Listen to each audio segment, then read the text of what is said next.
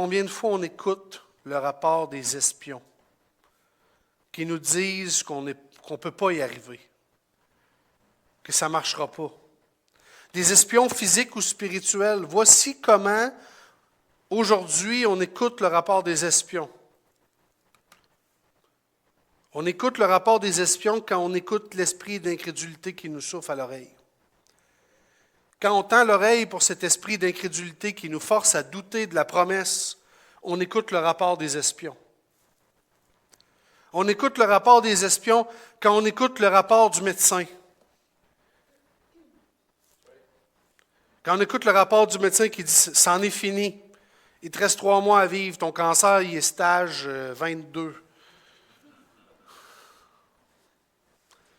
On écoute le rapport de l'espion quand on écoute le professeur à l'école qui dit que tu vas échouer, le psy.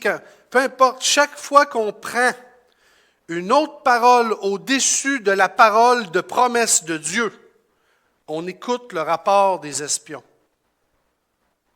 Chaque fois.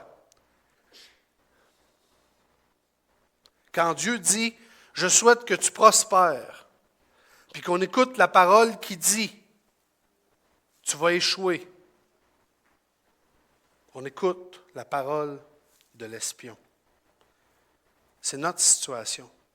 Dans notre vie, on écoute tellement de fois la parole de l'espion. Alors que, je vous ai demandé qui ici, Dieu n'a jamais rien fait pour lui, il n'y a personne qui a levé la main.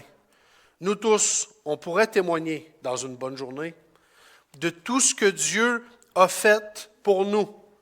On pourrait en écrire un livre même peut-être. Mais bizarrement, quand il arrive une situation où les circonstances ne sont pas alignées avec la promesse, on a toujours tendance à écouter le rapport des espions. Et chaque fois qu'on écoute la parole des espions, le résultat, c'est la peur, l'anxiété, l'angoisse, la dépression, parfois même la haine ou l'incompréhension.